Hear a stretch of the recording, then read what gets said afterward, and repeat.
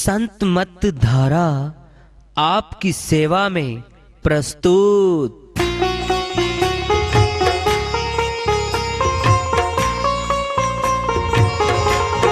जो चाहता है प्रभु प्यारा वो आओ संत मत धारा। भक्ति भेद बता कर सारा वो कर दे भव के पारा।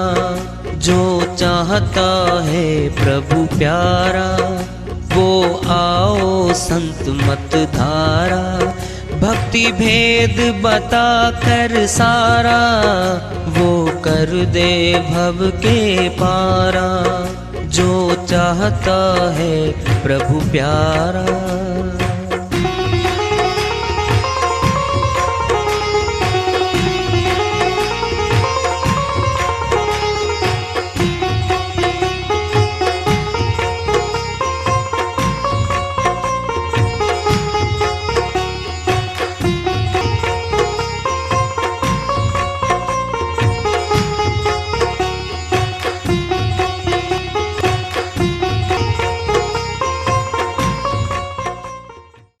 परम पूज्य सदैव स्मरणीय सदगुरु साहिब की जय हो। सतनाम साहिब। आदरणीय सर्व संतों की जय हो। उपस्थित आदर के योग प्रभु प्रेमी एवं जिज्ञासु आत्माओं, हम सभी पूर्ण पिता परमात्मा सभी सृष्टियों के रचनहार कुल मालिक हम सबके जीवन का आधार उनकी महिमा को सुनने के लिए एकत्रित हैं। मेरी सभी से अर्ज है कि मैं कोई जगत गुरु नहीं, कोई महाराज नहीं, कोई महामंडलेश्वर नहीं। मैं केवल सभी संतों की चरणों की धूल हूँ और आपका भक्ति मार्ग में सहायक हूँ। मैं अपनी सीधी साधी टूटी फूटी भाषा में, संदुकड़ी भाषा में भक्ति भेद के गूढ़ रहस्यों को उजागर करने वाले विचार आपके समक्ष रख रहा हूँ। यदि अच्छे लगे अपनाएं, नहीं तो गैर जरूरी समझकर विसार दें। हाँ, सत्संग ही एकमात्र प्रभु प्राप्ति का विद्यालय है, विश्वविद्यालय है ये। और हम सभी सत्संग में आए हुए हैं। हम जिज्ञासु तभी तो आए हैं। हम पिछले सत्संगों से वार्ता करते चले आ रहे हैं कि चेतावनी से प्रभु प्राप्ति की ओर इस अध्याय को, इस वार्ता को आज फिर आगे बढ़ा रहे हैं। कोई कल गया, कोई आज गया, कोई जावन हार तैयार खड़ा, नहीं कायम कोई मुकाम यहाँ, चिरकाल से यही रिवाज रहा। एक संत जी की श्रीवाणी माया है।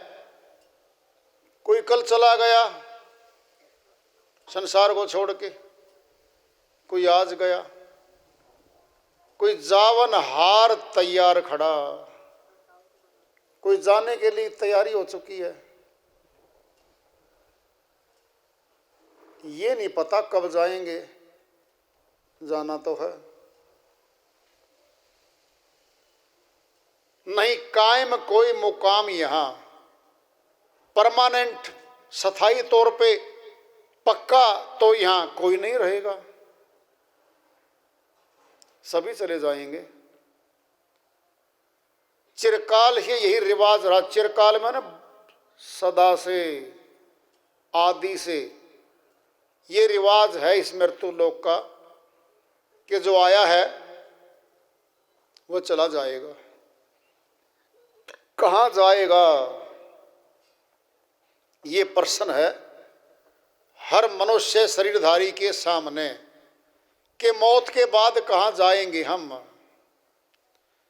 जिसने भी इस प्रश्न को खोज लिया, पूछ लिया, इसका हल चाहा है, जिसने भी, वह भक्ति मार्ग में बढ़ गए, अमरलोक के रास्ते पे चले गए। वो एक यही प्रश्न है जो हमारे साथ जुड़ा है, मनुष्य के साथ केवल, बाकी जीवों के साथ ये प्रश्न नहीं जुड़ा हुआ। मौत के बाद कहाँ जाएंगे, ये प्रश्न है, खुद का है, दूसरे का तो है ही नहीं है। इससे पहले कि अपने आप से पूछें, अपने परिवार के जो व्यक्ति जा चुके हैं उनके बारे में विचार करो। पहले तो दादाजी कहाँ गए होंगे, दादी जी रही हमारी सबकी, वो कहाँ गई होगी, पिताजी जा चुके वो कहाँ गए, माता जी गई तो वो कहाँ गई। न तो वो बता के गए हमें कि भाई हम वहां जा रहे हैं, आगे मिलेंगे आपको फलानी जगह, कोई बताने नहीं आता। उत्से कौन बहुड़ा जासे पूछो जाए, इत से सभी जात हैं भार लदाए लदाए। कबीर साहिब अपनी श्रीवाणी में सारा ही निचोड़ बता रहे हैं, सारा बता रहे हैं। उत से कौन बढ़ा, उत में वहां से, जो यहां से चला गया वो वहां गया, वहां से वापिस कोई बताने नहीं आता कि मैं कहां गया हूं। जा से पूछो जाए, उससे पूछें तू कहां गया था भाई, बता दे हमें, नहीं बताता कोई। इत से, इत मैंने यहां से सभी जात हैं भार लदाए लदाए। साहिब कहते हैं यहां से तो लोग जा रहे हैं, बोझा पाप कर्मों की गठरी का बोझा लाद के आत्मा यहां से जा रही है। कहां जा रही है नहीं पता, कहां जाके आएगी नहीं पता। यही प्रश्न है जो खुद का प्रश्न है। ये प्रश्न हमारे सामने खड़ा है, ये जुड़ा हुआ है कि हम कहां जाएंगे। अब जाने से पहले पूछ लो कि शरीर तो जाता नहीं है, शरीर रूपी पिंजरा यही लेटा रहता है। इसमें जो शरीर को चला रही थी शक्ति, आंखों से देख रही थी, जबान से बोल रही थी, कानों से सुन रही थी, वो शक्ति निकली है, निकलती दिखती नहीं है। कोई फोटो उसका ले सकता नहीं।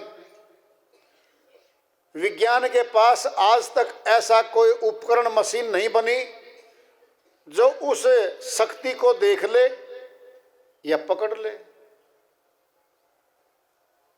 न कभी बन सकेगी। सूक्ष्म अति सूक्ष्म है वो। मनुष्य की, डॉक्टर्स की, वैज्ञानिकों की पहुंच है 10 इंद्रियों के तहत। 5 ज्ञानेंद्री, 5 कर्मेंद्री, 10 इंद्रियों की पकड़ में जो वस्तु आती है विज्ञान उसको सही मानती है। एक बात पे तो विज्ञान भी चली गई, जो संतों ने आदि से कहा है और कहते चले आ रहे हैं।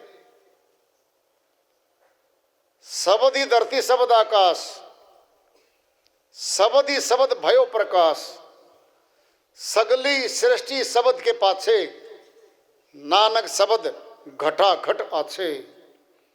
अमरलोक के संत सदगुरु नानक जी महाराज जी ने अपनी श्रीवाणी में बहुत बड़ी बात बता दी है। एक शब्द है जो मुख से बोला जाता है, ये भी शब्द है। जो लिखा जाता है कॉपी में, नोटबुक में, वो भी शब्द है। जो याद करता है उसको अंदर लेके जाता है, वो भी शब्द है। सारा ही शब्द है।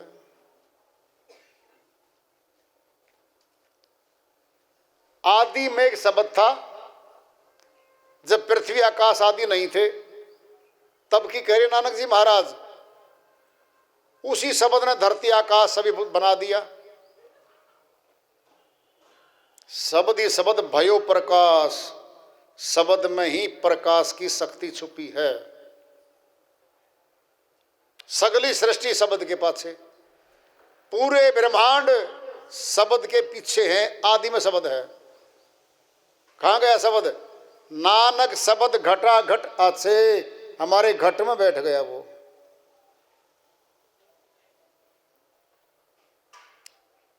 ये शब्द है। इस शब्द को कोई बाहरी आंखों से देख सकता नहीं। वैज्ञानिक कोई मशीन नहीं कि इसका रूप देख ले या शब्द को पकड़ ले। अति सूक्ष्म है ये, सूक्ष्म अति सूक्ष्म है शब्द।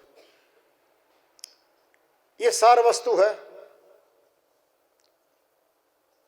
अब कहां जाएंगे ये प्रश्न है। आत्मा मन के साथ मिलकर कर्म करती है यहाँ पे, और कर्मों के फल में ये अधीन है, गुलाम है। कर्मों के अधीन गुलाम होने के कारण आवागमन से बंधी चली जा रही है। बहुत बड़ा आश्चर्य है। एक ऐसी मशीन बैठी है अंदर, अपने सारे कर्मों को नोट करती रहती है अंदर। गजब है। हम तो भूल जाएंगे, अनंत जन्मों के कर्मों को तो हम भूल पड़े हैं, भूले बैठे हैं आज भी।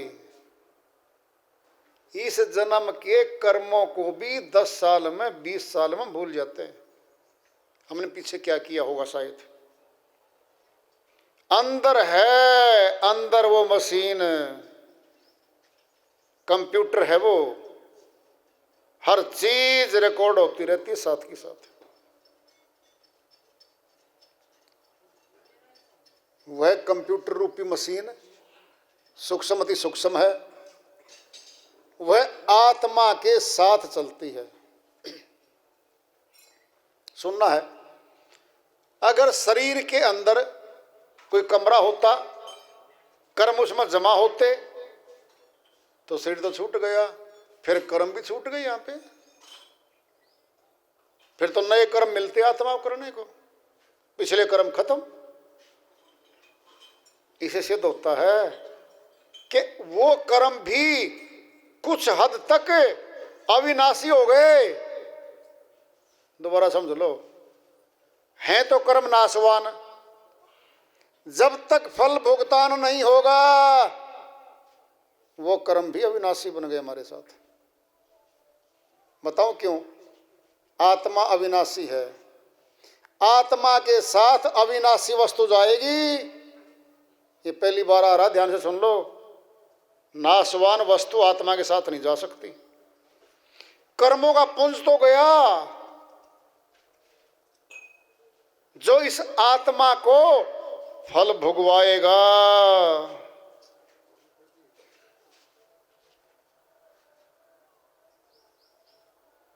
फिर कहां गए कर्म?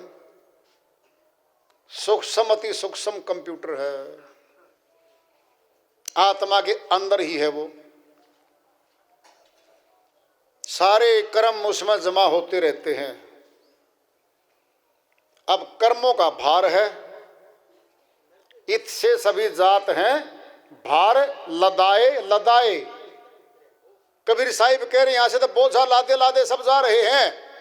प्रश्न पैदा हो गया, साहिब की वाणी में पुष्टि हो गई।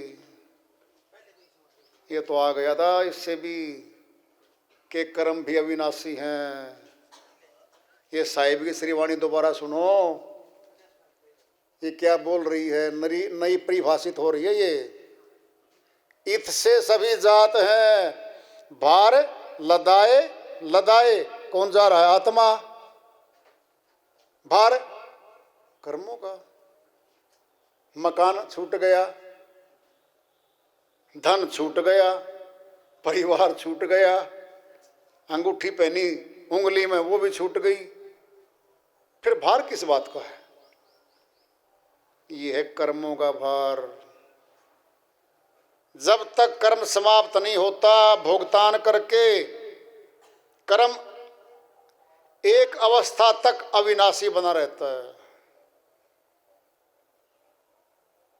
दृष्टांत लोगे पिंड में ले लो, चना है, गेहूं है, कोई दाल है, कोई बीज है, घर में है, बोरी में रखा है, भंडार घरों में रखा है, कच्चा है, फल देगा, फलीभूत होगा, अंकुरित होगा। चाहे तो हम डाल दें मिट्टी में, जमीन में, समय का योग बनेगा, वह अंकुरित होगा। चाहे कुछ बीज किसान से झाड़ते समय फसल को गिर जाते हैं, खेत में गिर जाते हैं, और वो मिट्टी में मिलके वो अंकुरित होते हैं।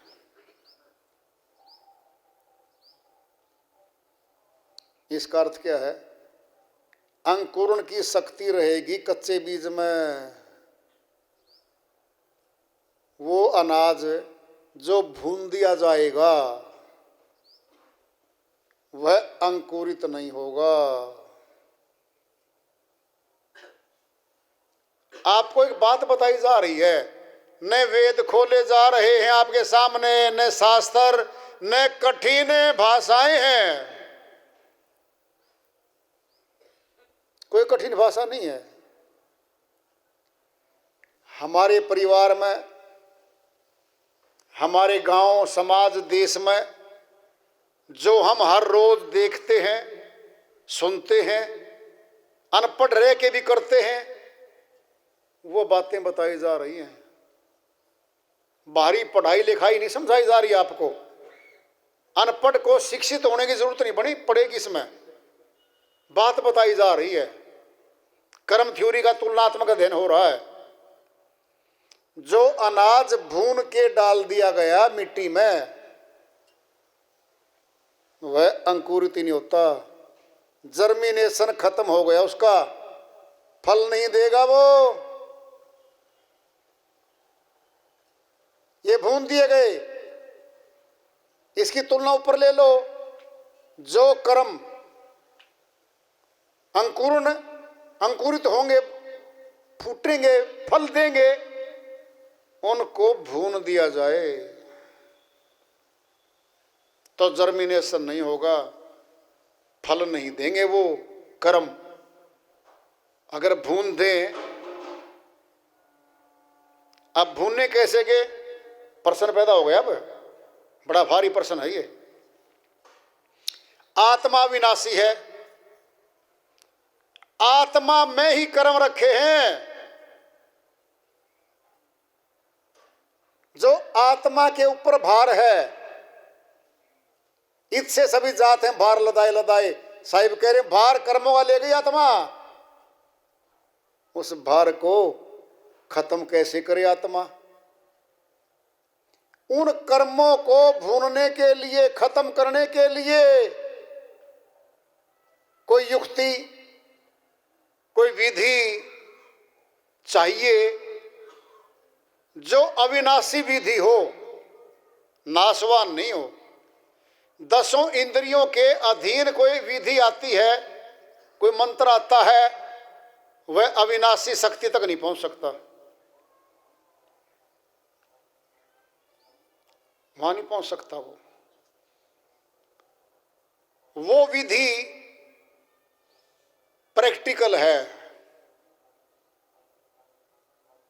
सुनना है, ध्यान से सुनो। संत मत क्या है? सर्व संतों का विचार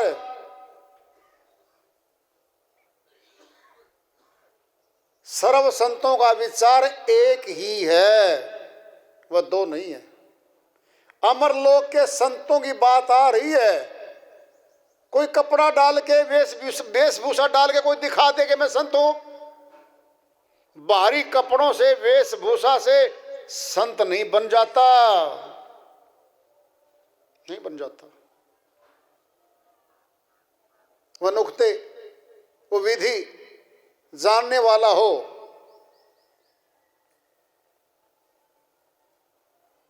तो क्या है वो?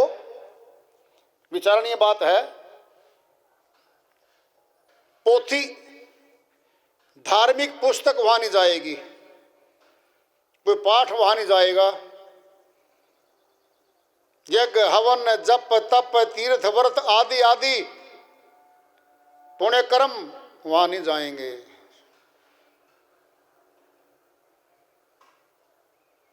जिन कर्मों को फूंकने की बात आ रही है वहां नहीं जाएंगे। संत मत आएगा। सर्व संतों का एक ही मत है, अनुभूति का, प्रैक्टिकल है वो। संत कभी भी किसी की सुनी सुनाई बात पर उपदेश नहीं करते।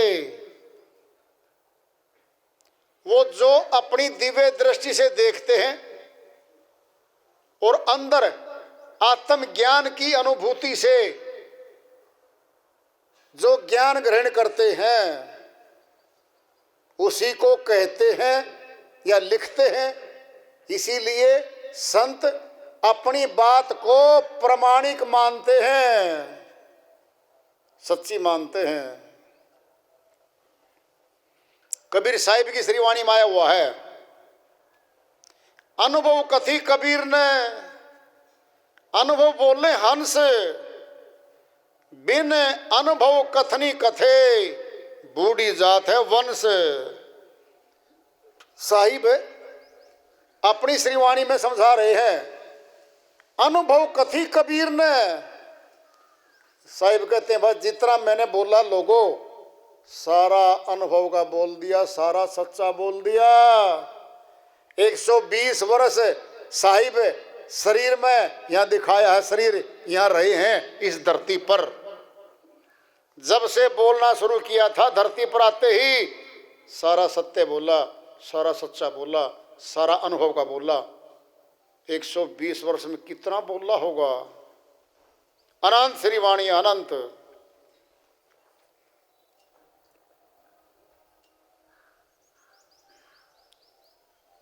बहुत बोला है। जेते पत्थर वनस्पति और गंगा की रेणु, पंडित बेचारे क्या कहें, कहे कबीर मुख बैनू। मैंने अपने मुख से इतनी वाणी बोल दी है, श्री गंगा के रेत के कण को गिन लो, गिन नहीं सकते, अनंत है वो। वनस्पति के पत्तों को गिन लो, अनगिनत है पत्ते, कोई गिन नहीं सकता, अनंत है वो। अनुभव कथी कबीर ने, अनुभव बोले हंस, जो मेरे शब्द भेदी शिष्य आएंगे, जो हंस आएंगे वो भी अनुभव की बोलेंगे। सूरत शब्द योग का अभ्यास करके जो अनुभव आएगा वो बोलेंगे, वो सत्य होगा। बिना अनुभव कथनी कथे, बूढ़ी जात है वंश। साहिब कहते हैं जो सुर शब्द अभ्यासी नहीं है और अनुभव किए बिना बोलता है, हंस वंश से अलग कर दिया जाएगा। वो बगुला वंश में शामिल हो जाएगा। बगुला और हंस की वृत्ति में दिन रात का अंतर है। हंसा बगुला एक सा, मान सरोवर माही, बगुला ढूंढे माछरी, हंसा मोती खाई। कबीर साहिब फरमाते हैं श्री वाणी में, सरोवर में तो दोनों ही गए, बगुला भी सफेद है, हंस भी सफेद है, पक्षी दोनों है, वृत्ति दोनों की अलग अलग है। बगुला ढूंढे मछली, मछली ढूंढ रहा है, मांसाहार करता है वो तो। हंसा मोती खाए, हंस मोती खाता है। आत्मा को हंस क्यों कहा संतों ने? एक तो हंस यहाँ है, पक्षी है, इस हंस पक्षी की बात कर लो, दृष्टांत इसी का ले लो। दूध में पानी मिला के रख दो, हंस की चोंच में ये विशेषता है, दूध दूध को ग्रहण कर जाएगा, पानी को छोड़ देगा, पानी को नहीं पिएगा। बोलो कैसी वृत्ति है उसकी। सार सार वस्तु ग्रहण कर लेगा, ऐसार तो पानी था, छोड़ दिया। आत्मा जिसको हंस कहा है, ये ऐसे ही है। इस ऐसार संसार के सुख भोगों को, इनके माल खजानों को, माया को छोड़ देगा वो। सत्य नाम, सार नाम, अविनाशी नाम को ग्रहण कर लेगा, अनुभवी श्रीवाणियों को निकाल लेगा। कथा तो 600 पेज की है, 20 श्रीवाणी आई है, उनको चुन लेगा। उसकी कलम चलेगी ना, जब अंडरलाइन कर देगी, ये वस्तु आ गई, ये गई, 20 पेज गए, एक दोहा आया, ऐसे चुन लेगा वो, ऐसे ग्रहण करेगा वो।